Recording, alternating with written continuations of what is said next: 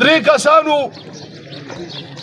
یو ویل زه ډېر غټ بې غیرته یم، دویم ویل زه ډېر غټ بې غیرته یم، او هغه دریم ویل چې زه ستاسو د ټولو نه لوی بې غیرته یم. نو هغوی به بیا د دې دپاره چې کوم دی خپله کارکردګي هم ښودله. نو یو بوډۍ ښځه ولاړه وه، ویل هغه یو کس ورغی او هغه ترې نه یو 2 څپېړې ویستلې. ویل چې وګورئ دا کار تاسو کولی شئ. هغه دویم بیا ورغی، هغه ورته هغه همسایه هم ترېنه واخېستله او هغه ترې نه یو 3-4 څپېړې نور هم ویستلې. هغه ویل تا نه زه غټ بې غیرته یم.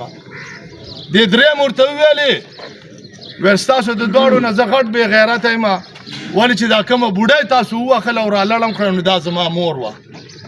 ما درته کتلو او تاسو زما د مور دا بېعزتي او د احوال ټکول مو کړل. زه تاسو ته قومه دا یو خبره کوم، دا زه د ټولو ادارو ته هم کوم، میډیا ملګرو ته هم کوم، د خپلو ورکرانو ته هم کوم چې د ټولو نه لوی بې غیرته چې یو نو دا موږ یو. که موږ بې غیرته نه وې د 2.5-3 کالو نه د ابراهیم علیه السلام د زمانې نه چې دا کوم ظلم شروع دی، دومره ظلم چې کوم دی د هغه دور نه راوله د نن دوره پورې نه ده شوې کوم ظلم چې په دې 2.5-3 کاله کې وشو.